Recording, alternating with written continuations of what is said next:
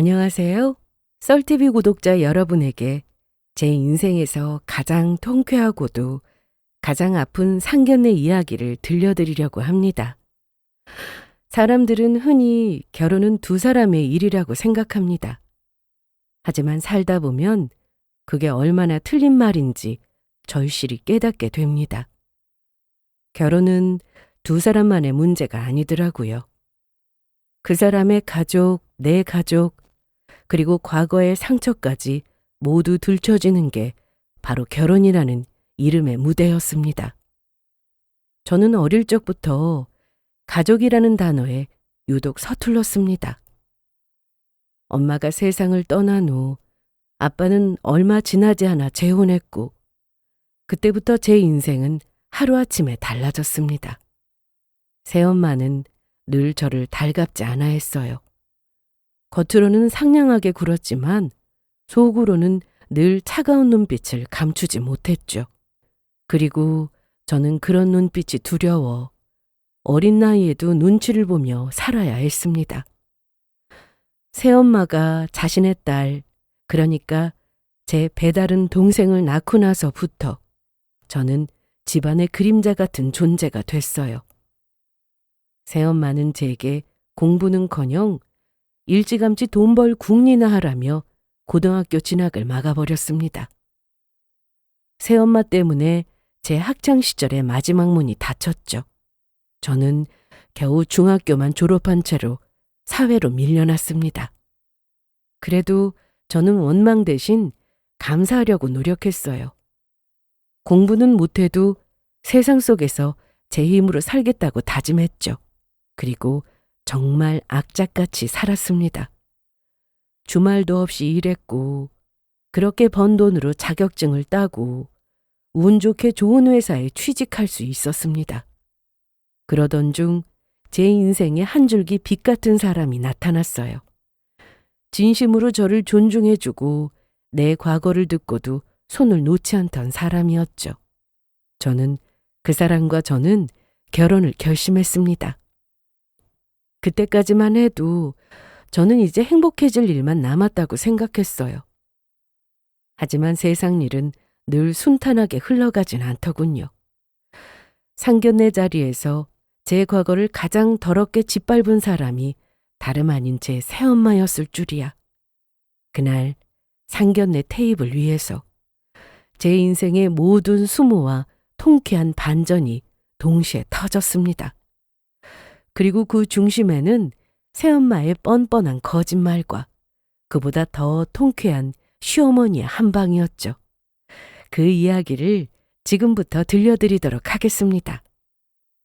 저는 어릴 적 엄마를 잃었습니다. 아직 세상 물정도 잘 모를 때 갑작스럽게 찾아온 이별은 제 삶의 색깔을 완전히 바꿔놓았어요. 엄마가 제 곁을 떠난 후 세상은 한없이 조용하고 너무 추웠습니다. 그때는 몰랐죠. 엄마의 따뜻한 손길이 얼마나 큰 울타리였는지를요. 엄마가 떠난 지 1년도 채 지나지 않아 아빠는 지금의 새엄마와 재혼했습니다. 엄마가 세상을 떠난 충격 때문인지 아빠는 점점 무기력해졌고 혼자서는 아이를 키울 자신이 없다고 하셨어요. 그래서였는지 아빠는 너무 빨리 다른 여자를 집으로 데려왔습니다. 새엄마는 처음에 꽤 다정히 대해주셨어요. 그동안 엄마 없이 자란 우리 딸이 너무 가엾다며 저를 잘 챙겨주고자 하셨습니다. 그 한마디에 울음이 터졌고 그 품 안에서 잠시나마 엄마의 냄새를 느낀 듯 했죠. 다른 아줌마와 재혼한 아빠가 밉기도 했지만 그래도 어린 나이에 엄마를 잃어서 그런지 엄마라는 존재가 싫지 않았습니다. 제게 다정히 대해주는 새엄마에게 서서히 마음의 문을 열었죠. 마음속으로 친엄마를 그리워하면서도 엄마의 빈자리를 채워주는 새엄마에게 마음의 문을 열었고 그때는 정말 믿었어요. 이제 다시 따뜻한 가족의 모습이 되었다고 말이죠. 하지만 그 착각은 오래가지 않았습니다. 결혼식이 끝나고 얼마 지나지 않아 새엄마의 표정이 달라졌어요. 저를 바라보는 눈빛엔 온기가 사라지고 대신 싸늘한 계산과 불편함이 섞여 있었습니다. 아빠 앞에서는 다정하게 웃지만 아빠가 없을 땐 입술을 꽉 깨물며 제게 말했죠. 내 눈에 띄지 말랬지? 어린 게 왜 이렇게 사람 속을 긁어대? 너만 보면 짜증나. 정말 꼴도 보기 싫어. 그때부터였어요. 집안 공기가 무겁게 가라앉기 시작한 건. 그리고 저는 우리 집에서 새엄마의 눈치를 보며 하루하루를 견뎌야 했습니다. 밥을 먹을 때도 웃을 때도 숨을 쉴 때조차 조심해야 했어요. 아빠에게 도움을 청하지 않고 뭐 했냐고요? 새엄마는 교묘하게 아빠가 있을 때 아무렇지 않은 척 굴었어요. 아빠가 없을 때면 대놓고 제게 갖은 모욕과 학대를 일삼았죠. 너무 어려서 뭘 어떻게 해야 할지 몰랐습니다. 아빠한테 새엄마가 소리 지르고 뭐라고 한다고, 밥을 안 주고 방에서 나오지 말라고 한다고 이야기했지만 아무 소용 없었어요. 그렇게 이야기하면 오히려 새엄마한테 더 심한 괴롭힘을 당할 뿐이었습니다. 그러던 중에 동생이 태어났어요. 아빠와 새엄마 사이에서 태어난 아이였죠. 아빠는 그날 병원에서 태어난 동생을 보며 환하게 웃었습니다. 제가 그렇게 보고 싶던 웃음을 동생이 태어나고서야 볼 수 있었어요. 엄마가 돌아가시고 나서 늘 아빠의 우울한 모습만 봤는데 새엄마랑 재혼하고 나서 곧잘 웃으시더니 동생이 태어나고 나서는 거의 매일같이 행복한 미소를 지으셨습니다. 저는 그 웃음이 제게 향하기는 수도 없이 원하고 그리워했지만 그 미소를 제대로 볼 수 있는 건 언제나 동생이었어요. 그 웃음이 저를 향한 게 아니라는 걸 깨달았을 때 가슴이 너무 시렸습니다. 그때부터 저는 집안의 그림자가 되었어요. 새엄마는 동생만 바라봤고 아빠도 그랬습니다. 새엄마는 그렇다 치고 아빠마저 제게 관심을 주지 않으셨어요. 저는 그저 밥을 먹고 학교에 가고 집안일을 도와주는 존재일 뿐이었죠. 새엄마는 저를 이름으로 부르지 않았어요. 그냥 야라고 부르거나 기분 좋을 때면 예라고 부르는 게 다였습니다. 저는 새엄마가 시켜서 초등학교 고학년 때부터 집안일하기 시작했어요.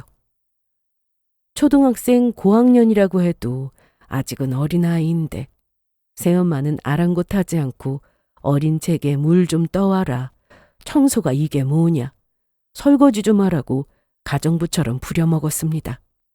심지어 본인 대신 아이 보는 것까지 시켰었죠.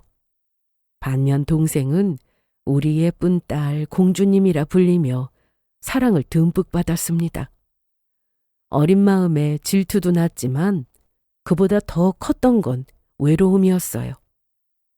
밤마다 불 꺼진 방에서 혼자 울며 저를 두고 먼저 하늘나라로 간 엄마를 한없이 그리워했습니다.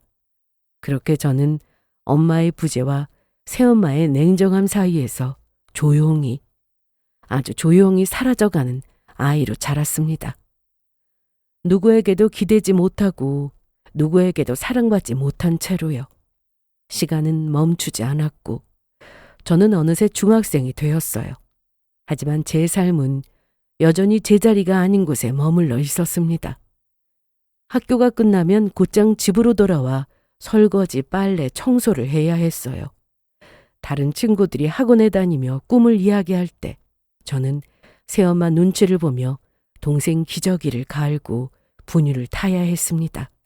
그래도 마음 한구석엔 작은 희망이 있었어요. 중학교만 졸업하면 고등학교 가서 나도 내 인생을 살 거라는 희망이요. 그렇게 제 꿈을 향해 가다가 언젠가 사회에 나가 회사 생활을 하면 그때 이 집을 나가겠다고 마음먹었습니다. 그게 제 유일한 버팀목이었어요. 하지만 그 희망마저 새엄마의 한마디에 무너져 내렸습니다. 뭐? 고등학교? 고등학교는 무슨... 네가 고등학교는 가서 뭐 하려고? 집안 사정 어려운 거 뻔히 알면서 그딴 소리가 나와? 됐고 그냥 조용히 집에서 살림 배우고 동생 잘 보다가 적당한 집에 시집이나 가. 그게 도와주는 거야. 순간 귀를 의심했어요. 아무리 새엄마라도 어떻게 내 꿈을 이리 처절하게 짓밟을 수 있을까 싶었거든요. 하지만 새엄마의 눈빛은 진심이었습니다. 하지만 그보다 더 견디기 힘들었던 건 그 뒤에서 아무 말도 하지 않는 아빠의 무표정한 얼굴이었습니다. 저는 그게 더욱더 가슴을 파고드는 고통이었어요. 아빠에게 간절히 애원했습니다. 제발 학교만 보내달라고. 학원 같은 거 바라지도 않으니까 그냥 학교만 다닐 수 있게 도와달라고 했어요. 하지만 아빠는 그런 제 간절함을 새엄마와 똑같이 짓밟았습니다. 아빠 제발요. 저 학교 다니고 싶어요. 학교 끝나면 집안일도 하고 동생도 잘 돌볼 테니까 제발 학교만 보내주세요. 네? 엄마 말씀 못 들었어? 우리 형편에 더는 어렵다. 저도 친구들처럼 학교 다니고 싶어요. 제발 도와주세요. 그만해라. 더 이상 학교 이야기하면 정말 크게 혼날 줄 알아? 아빠의 그 말은 제 마음을 완전히 꺾어버렸습니다. 이 집에서 공부하고 싶다는 말은 사치였어요. 그날 이후 저는 책을 덮었습니다. 대신 새엄마의 종이 되어 시키는 대로 하며 살았어요. 진짜 집안의 가정부처럼 말이죠. 아침엔 새엄마 대신 동생을 어린이집에 데려다주고 점심엔 집안일을 정리하고 저녁엔 동생 밥을 먹이고 빨래를 널었습니다.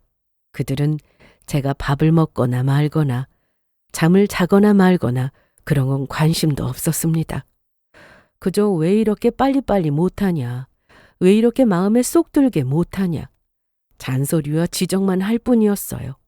그렇게 몇 년이 흘렀습니다. 친구들이 교복을 입고 웃으며 등교하는 모습을 볼 때면 가슴 한편이 시리게 아파졌어요. 나도 저 중 한 명이었을 수 있었는데 그저 집안에 갇혀 식모살이하고 있는 저 자신이 너무나도 초라하게 느껴졌습니다. 이젠 학교라는 단어조차 낯설게 느껴졌어요. 그러다 시간이 흘러 20살이 되었을 때 새엄마는 제게 새로운 명령을 내렸습니다. 이제 성인이니까 돈 벌어서 집안 살림에 좀 보태. 알아보니까 저기 공장에 사람 구한다더라. 그게 전부였습니다. 다른 집 부모들은 성인이 된 자식에게 어른이 된 걸 축하해 준다는데 우리 집은 기다렸다는 듯 성인이 되었으니 어서 나가서 돈이나 벌라는 말뿐이었어요. 축하도 격려도 따뜻한 말 한마디조차 없었습니다. 저는 그저 돈 버는 기계 취급받았죠. 그렇게 새엄마를 통해 공장으로 보내진 저는 기숙사 생활을 하며 공장에서 일을 하기 시작했습니다. 매일 새벽같이 일어나 하루 12시간 넘게 일했어요.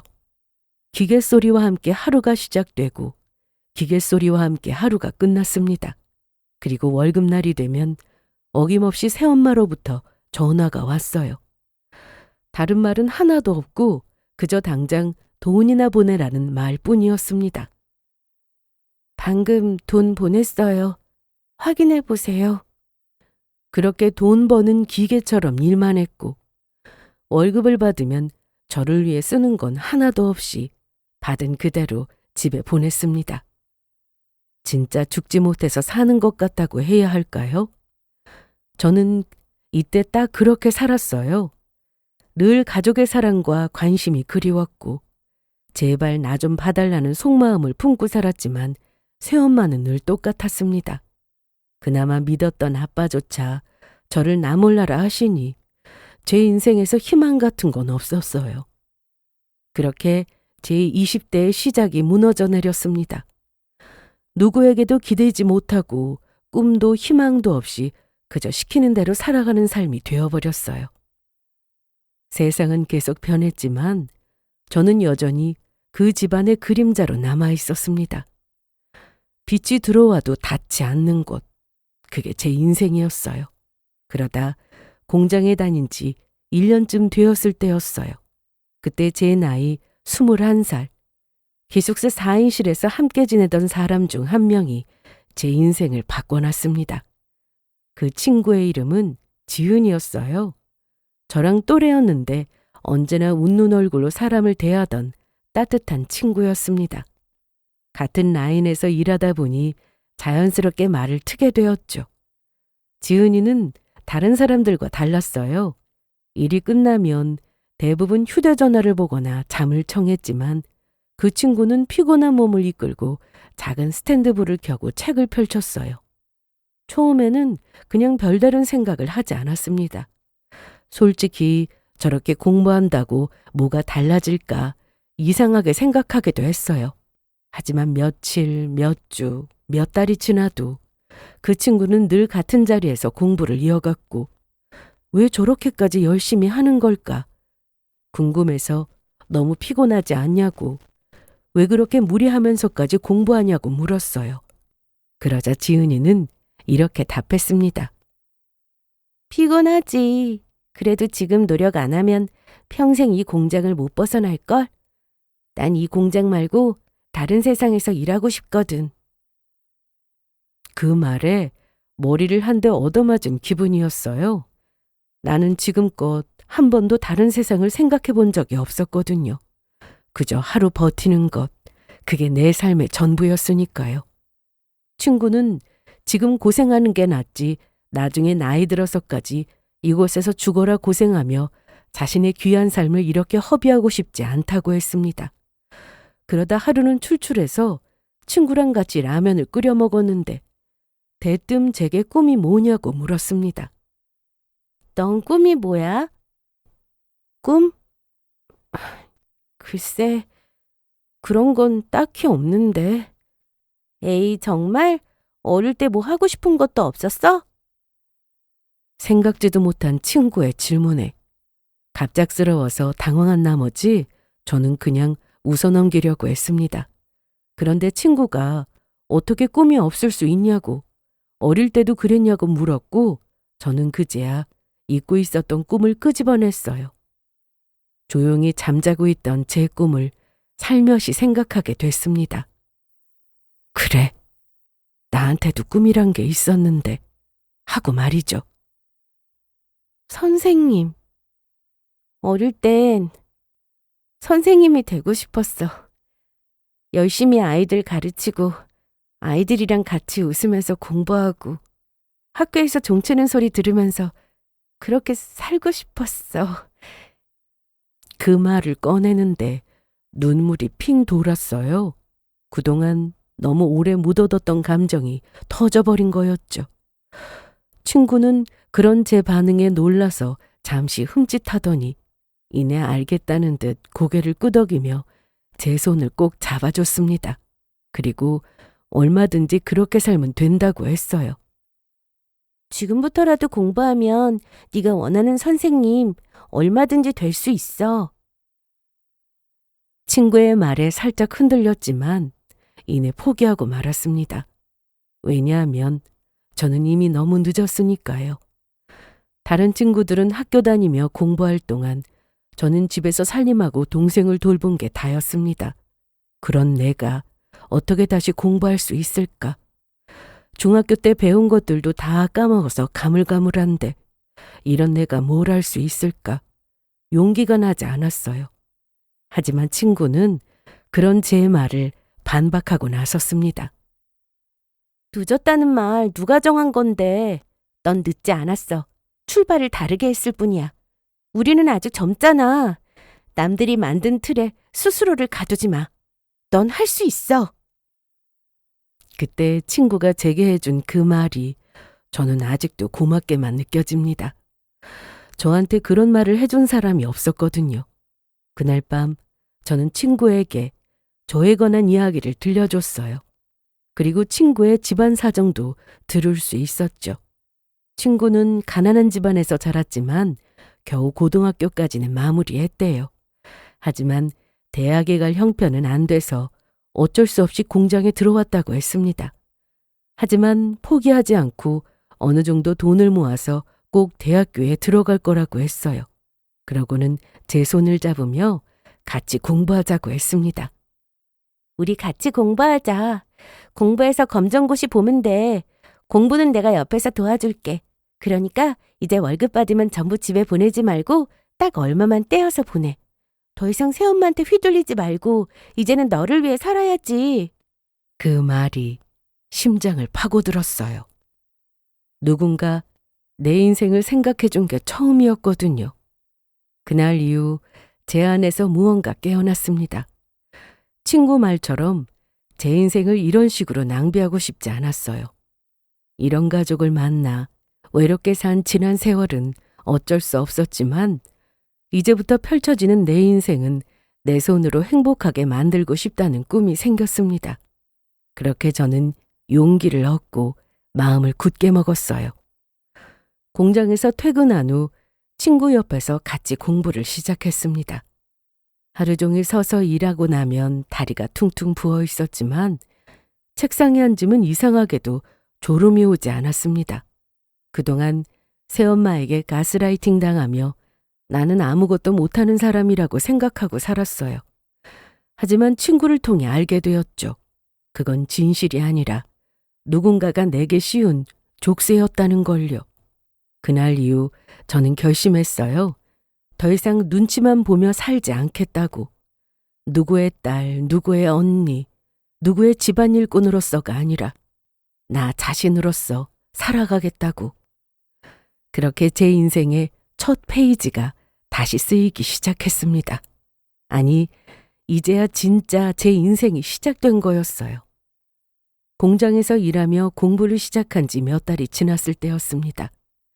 그날은 유난히 몸이 피곤했지만 책상 앞에 앉아있는 내 모습이 자랑스러웠어요. 조금씩 달라지고 있는 저를 보며 행복했죠. 그렇게 마음속으로 뿌듯함을 느끼고 있던 어느 날 새엄마한테 전화가 왔습니다. 전화번호를 보는 순간 가슴이 쿵 내려앉았어요. 그 목소리를 듣는 것만으로도 여전히 공포에 가까운 긴장이 밀려왔거든요. 저는 조심스럽게 전화를 받았어요. 돈이 이게 뭐야? 잘못 들어왔잖아. 맞게 들어간 거 맞아요. 이제부터 돈은 딱 그 정도만 보내드릴 거예요. 뭐? 너 미쳤니? 공장에서 밥도 줘. 기숙사에서 지내니까 방세도 없어. 돈 들어갈 곳이 하나도 없는데 네가 뭐 한다고 이것만 보낸대? 너 설마 남자 만나니? 어디 이상한 놈한테 뜯기기라도 하는 거야? 그런 거 아니에요. 새엄마의 목소리는 언제나처럼 날카로웠어요. 전화기 너머로 쏟아지는 말에 손이 덜덜 떨렸습니다. 어릴 때부터 구박과 비난 속에서 살아서 늘 죄송해요 한마디만 입에 달고 살았거든요. 하지만 그날은 달랐어요. 그동안 공부하며 조금씩 마음이 단단해진 덕분이었을까요? 가슴이 두근거리고 목이 마를 정도로 떨렸지만 이번에 그냥 끊고 싶지 않았어요.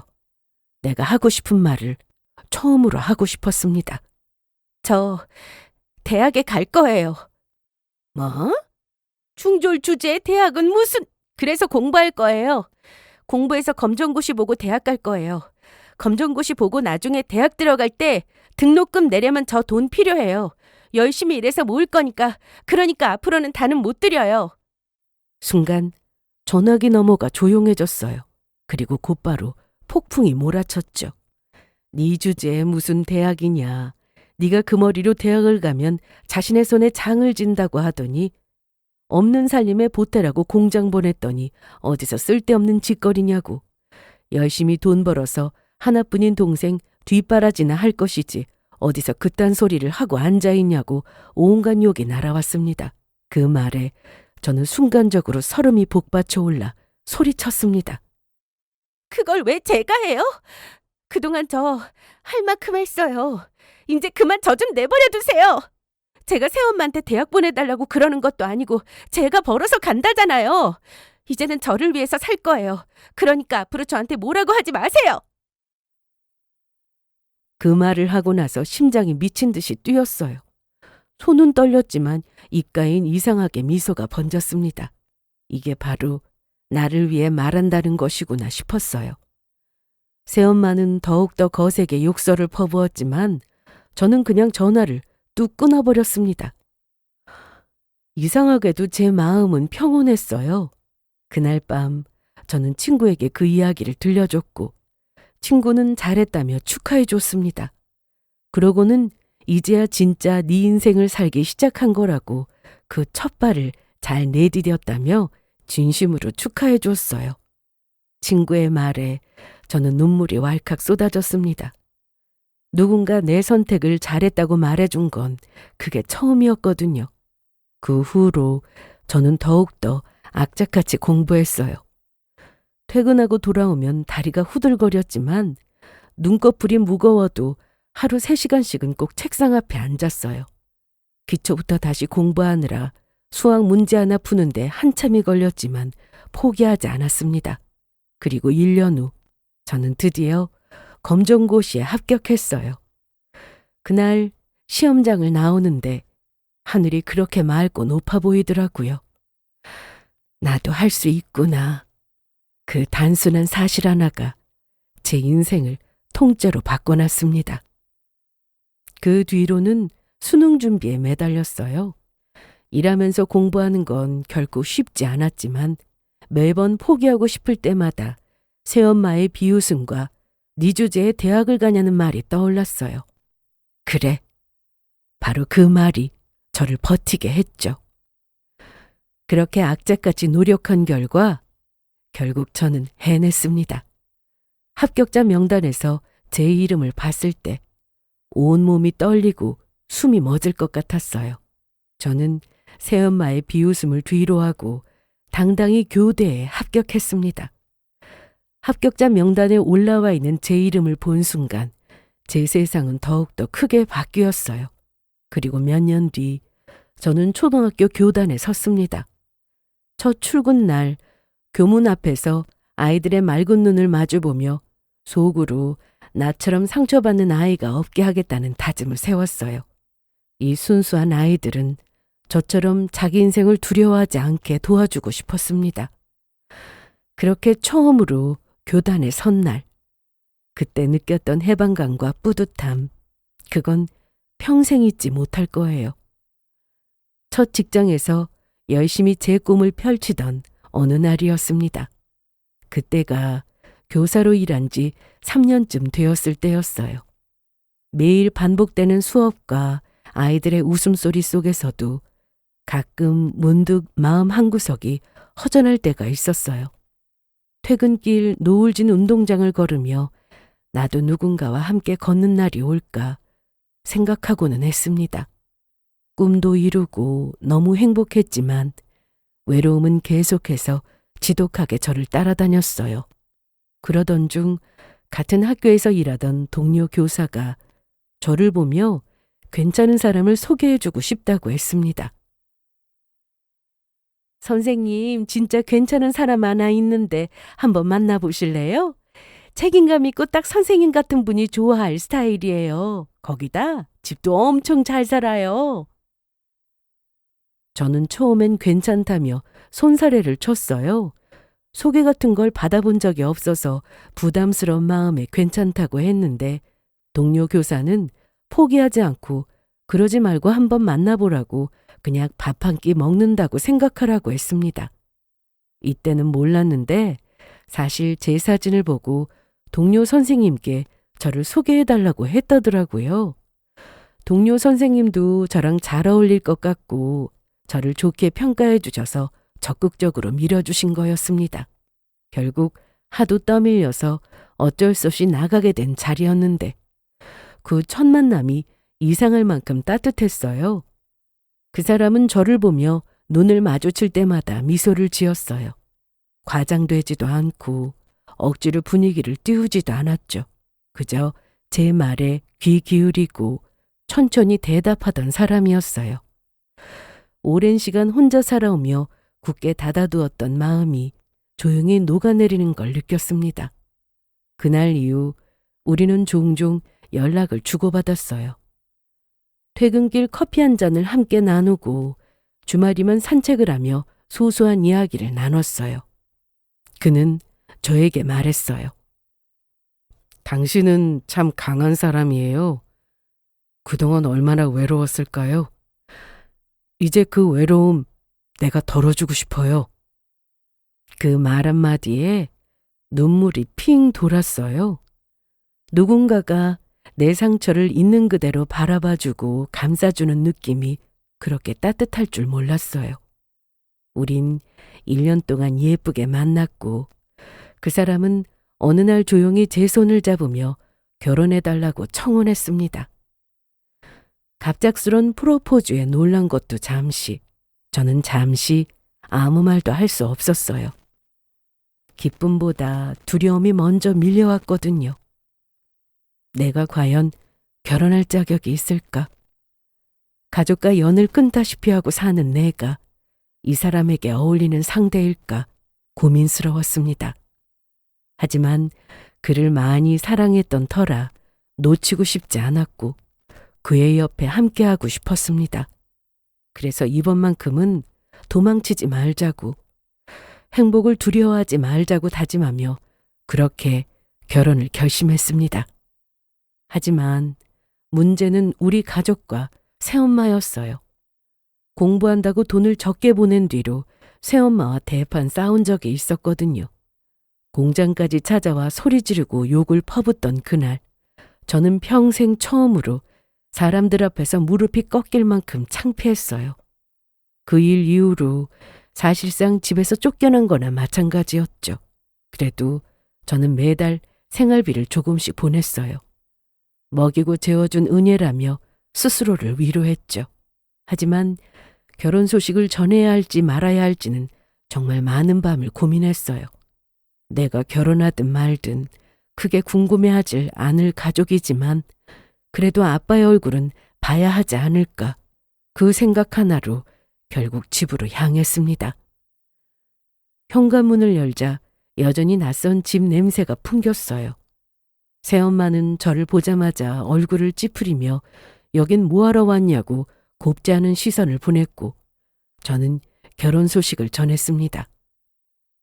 새엄마는 손에 들고 있던 수세미를 휙 던지며 네가 무슨 결혼이냐고, 몇 년 동안 연락도 없이 지내다가 갑자기 찾아와서 결혼 이야기는 왜 꺼내냐고 또다시 저를 매몰차게 밀어냈습니다.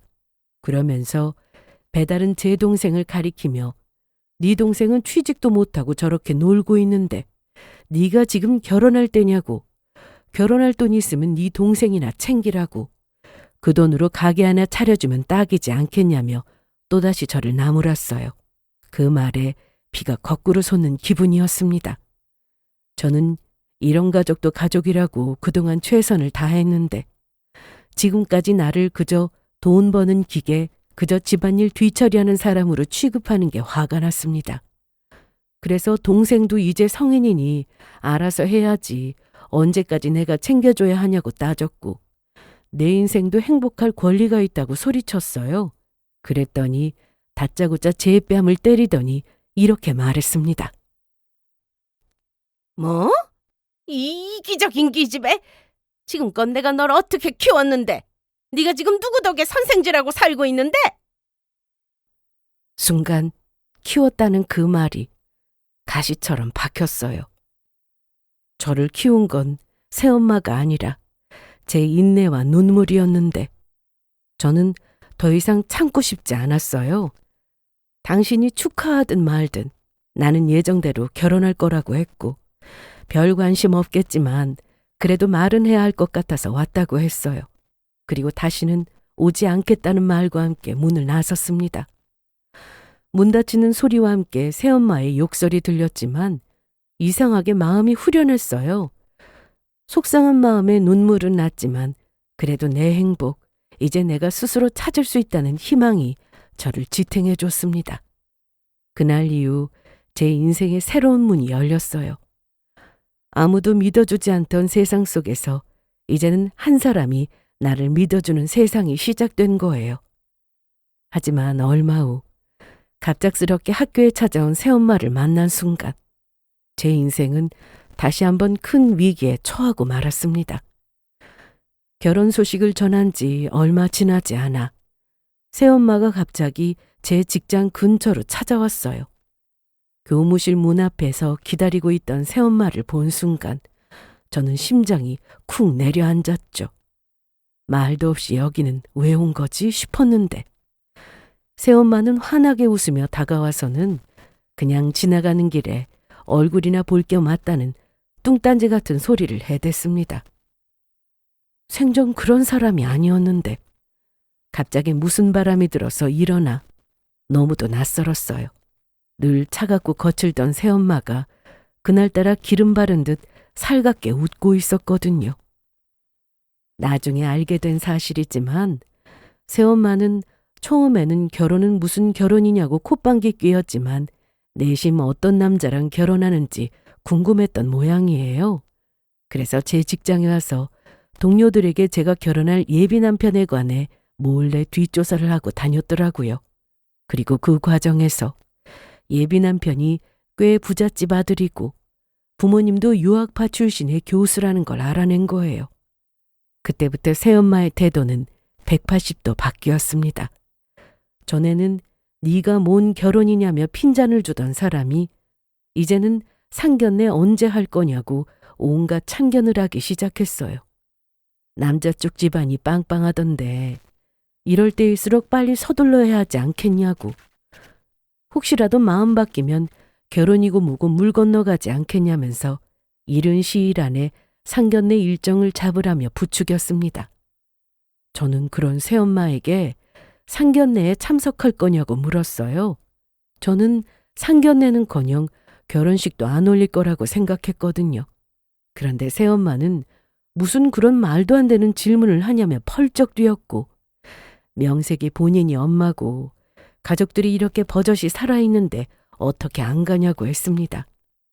새엄마는 하루가 멀다고 전화해서 상견례에 관해 물어봤고 저는 그런 모습에 잠시 혼란스러웠어요.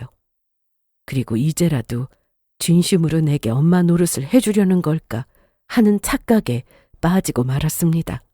아마 제 안에 아직 가족이라는 미련이 남아있었던 것 같아요.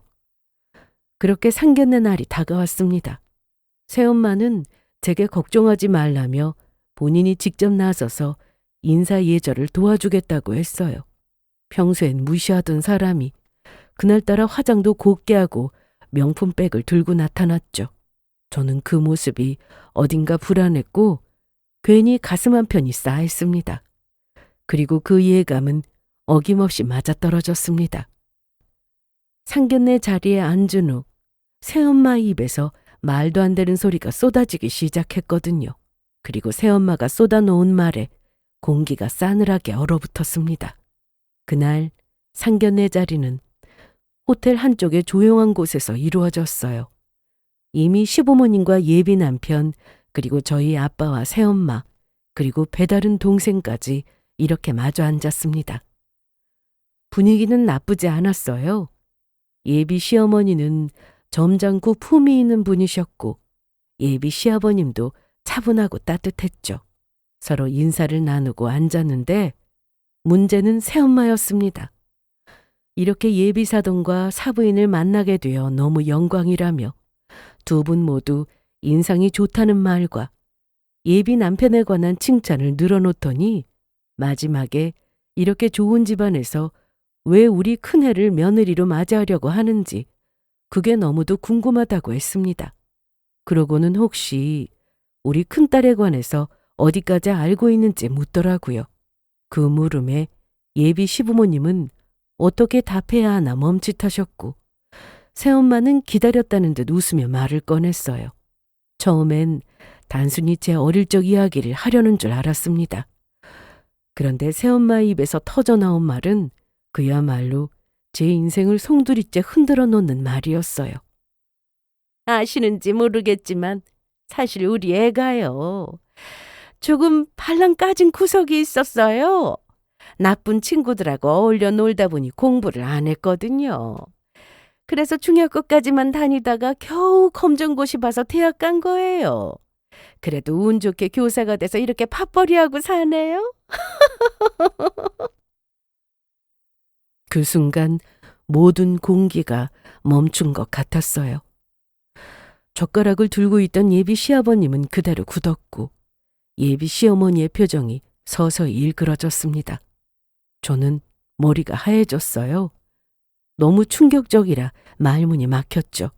이어서 새엄마는 그런 싸늘한 분위기를 읽고는 이럴 줄 알았다는 표정으로 휘죽휘죽 올라가는 입꼬리를 애써 진정시키며 이렇게 말했습니다. 우리 큰애가 사람 구실하면서 잘 사는 것도 감사한 일인데 이렇게 좋은 사람 만나서 결혼한다고 하니 얼마나 기쁜지 모른다고. 하지만 그래도 남의 집 귀한 자식인데 우리 애가 어떤 애인지 알고 결혼해야 하지 않겠냐며 사실대로 이야기하는 거라고 했어요. 괜히 나중에 들켜서 이혼당하면 어쩌냐는 식으로요. 그러니 이 결혼을 다시 한번 신중히 생각해 보시라고 했고 두 분 다 좋은 대학 나와서 교수하시는 분들인데 검정고시 본 게 흠이라고 생각되신다면 우리 둘째 딸이랑 사돈 맺으면 어떠냐는 말도 안 되는 소리를 해댔습니다. 둘째 딸은 정상적으로 고등학교 나와서 대학 졸업했고 심지어 큰애보다 나이도 어리니 더 좋지 않겠냐는 식으로요. 그 말에 저는 경악했고 얼굴이 새하얗게 질린 채로 새엄마를 쳐다봤습니다. 그러고는 지금 무슨 말씀을 하시는 거냐고 물었어요. 그러자 새엄마는 저를 힐끗 보더니 태연하게 말을 이어갔습니다. 아니 이런 건 숨기지 말고 사실대로 이야기해야지.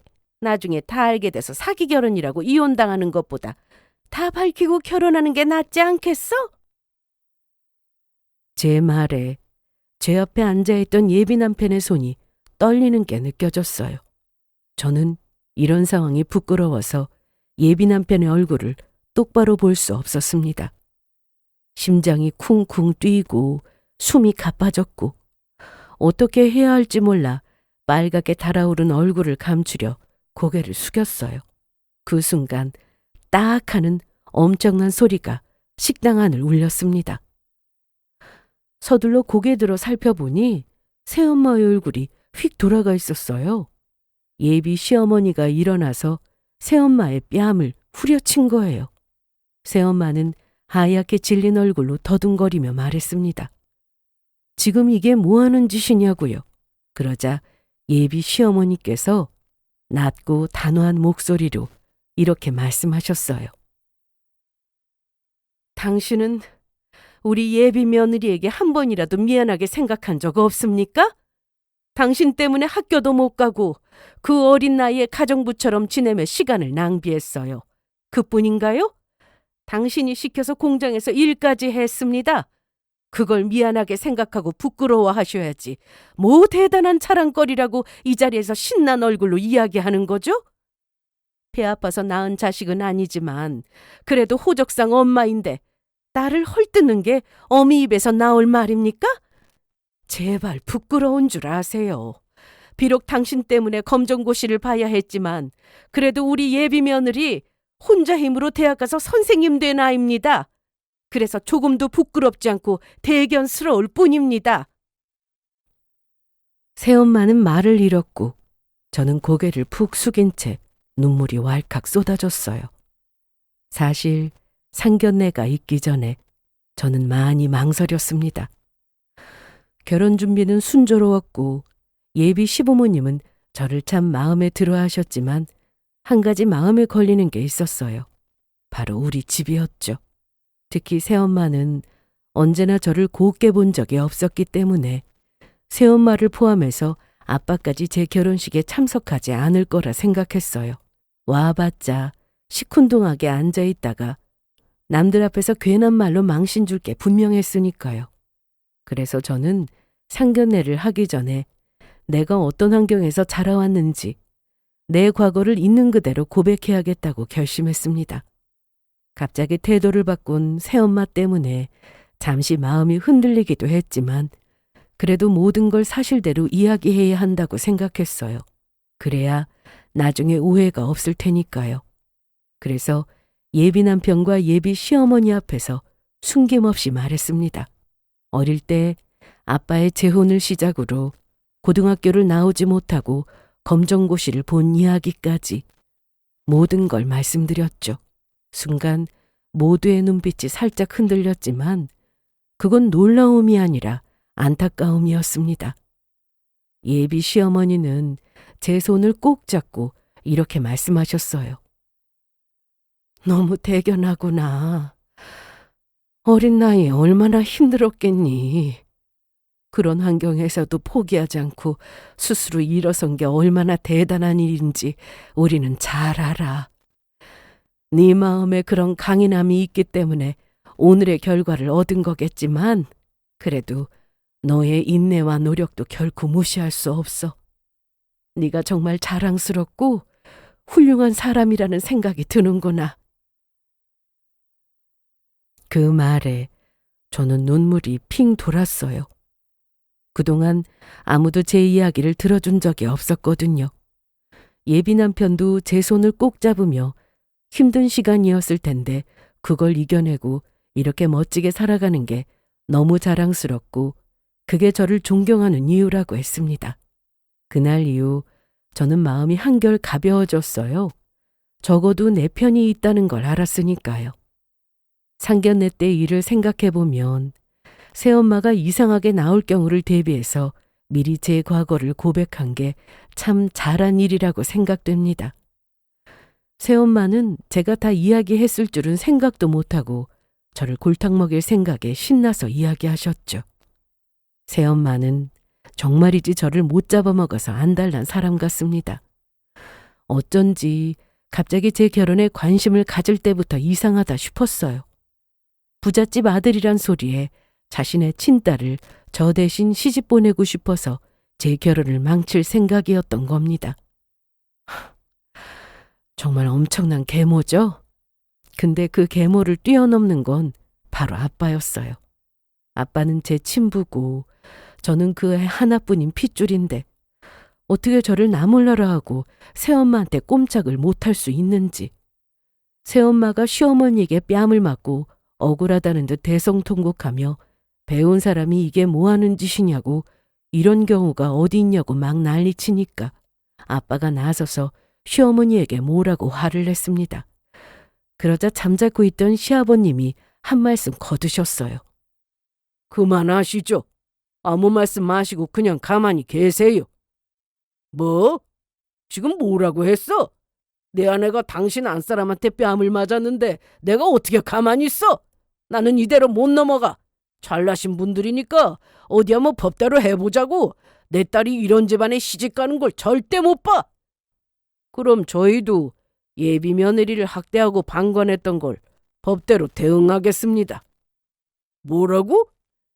예비 며느리가 학대당하며 컸을 때 당신은 친아버지로서 뭘 했습니까?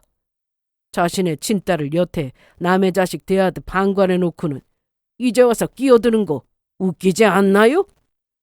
지금껏 나몰라라 방관했듯이 앞으로도 그렇게 하세요. 예비 며느리는 이제 우리가 챙길 겁니다. 예비 시아버님의 말씀에 아빠는 순간 머리를 강타당한 듯 입을 벌리며 아무 말씀 못하셨고 한번 쳐다보시고는 많은 생각이 드는 듯 했습니다. 그러고는 털썩 자리에 주저앉으셨어요. 그리고 예비 남편은 제 어깨를 감싸며 더 이상 이런 일 혼자 당하게 두지 않을 거라고 그만 일어나자며 저를 부축했습니다. 예비 남편은 저희 부모님을 보며 자신의 부모님은 제 이야기를 듣고 예비 사돈 사부인을 만나고 싶은 마음이 없었지만 그래도 결혼이니까 절차를 따르고자 마음을 다스리고 나오신 자리라고 했어요. 본인 역시 예비 사위로서 그래도 한 번은 인사를 드려야 하니까 할 도리를 하고자 나온 거라고 했습니다. 그런데 이렇게까지 바닥을 칠 줄은 몰랐다며 더 이상 상견례를 이어가는 건 의미 없으니 이만 가보겠다며 일어났어요. 하지만 예비 시어머니는 단호하게 고개를 저으며 도저히 그냥 넘어갈 수 없다고 말씀하셨습니다. 괜한 참견인가 싶어서 말 아끼려고 했는데 오늘 우리 예비 며느리에게 하시는 꼴을 보니 도저히 그냥 참을 수가 없네요. 남도 아니고 당신의 친딸인데 어떻게 단 한 번도 자식처럼 대해주지 않은 거죠? 고등학교 못 다니고 검정고시 본 게 부끄러운 게 아닙니다. 정말 부끄러운 건 당신들 같은 부모를 뒀다는 거예요. 그 말에 새엄마는 아무 말도 못했고 얼굴이 새빨개져서 고개를 숙였습니다. 아빠 역시 새엄마와 다르지 않은 모습으로 제 눈을 쳐다보지 못하셨어요. 그렇게 상견례 자리는 끝났습니다. 그날 이후 저는 제 가족들과 완전히 연을 끊었습니다. 더 이상 어떠한 연락도 안 했고 매달 꼬박꼬박 보내던 생활비 역시 싹 끊었어요. 그리고 예비 시부모님은 그런 저를 친딸처럼 대해주셨습니다. 지난날의 아픔은 다 잊고 이제부터 진짜 가족의 품에서 행복하게 살자는 그 한마디가 그동안의 모든 상처를 덮어주는 듯 했어요. 그날 제 인생의 진짜 가족이 생긴 순간이었죠. 반면 새엄마는 아직도 정신 못 차리고 제게 어떻게 하면 돈을 뜯어낼까 궁리만 해댔습니다. 제게 전화로 감히 자신의 체면을 구길 수 있냐고, 너는 내가 네 시어머니한테 뺨을 맞았는데 어떻게 가만히 있을 수 있냐고 했어요. 새엄마의 목소리는 뻔뻔했지만 저는 전혀 두렵지 않았어요. 그냥 담담히 체면을 구긴 건 어머니 자신이라고, 제가 힘들게 살아온 걸 헐뜯은 건 어머니인데 왜 그걸 시어머니 탓으로 돌리냐고, 편을 들 게 있어야 편들지 않겠냐고, 어머니보다 안지 얼마 안 된 시어머니가 훨씬 더 엄마 같다는 말과 함께 다시는 연락하지 말라고 했습니다. 그 말을 끝으로 저는 그 집안과의 인연을 완전히 끊었어요. 그리고 결혼식 날 시어머니는 제 친엄마처럼 제 손을 꼭 잡으며 이렇게 말씀하셨습니다. 얘야, 이제 울 일 없게 해줄게. 이젠 정말 행복만 해라. 그 말에 저는 그동안 참아왔던 눈물이 터졌습니다. 새엄마에게 들었던 수많은 모욕의 말들이 그 한마디에 전부 씻겨 내려가는 듯 했어요. 결혼식장은 눈물바다가 되었고 신랑은 그런 저를 꼭 안아줬습니다. 그날 저는 진심으로 깨달았어요. 가족이란 피로 이어진 관계가 아니라 마음으로도 이어질 수 있다는 것과 세상에 나를 진심으로 사랑해주는 사람이 단 한 명이라도 있다면 그건 이미 충분히 축복받은 삶이라는 것을요. 그렇게 저는 지금의 남편과 결혼했고 행복한 아내이자 아이들을 사랑으로 가르치는 교사로 살아가고 있습니다. 돌이켜보면 제 인생의 절반은 상처였지만 구박과 무관심 속에서 버티고 다시 일어섰어요. 혹시 지금 누군가의 말에 상처받고 홀로 버티는 분이 있다면 꼭 이 말을 전하고 싶어요. 세상이 외면해도 진짜 당신을 알아봐주는 사람은 언젠가 반드시 나타날 거고 그 사람은 당신의 인생을 바꿀 수 있는 힘을 줄 거라고요. 지금의 저처럼요. 그러니 힘내셨으면 좋겠습니다. 그럼 지금까지 저의 긴 사연을 들어주셔서 감사합니다.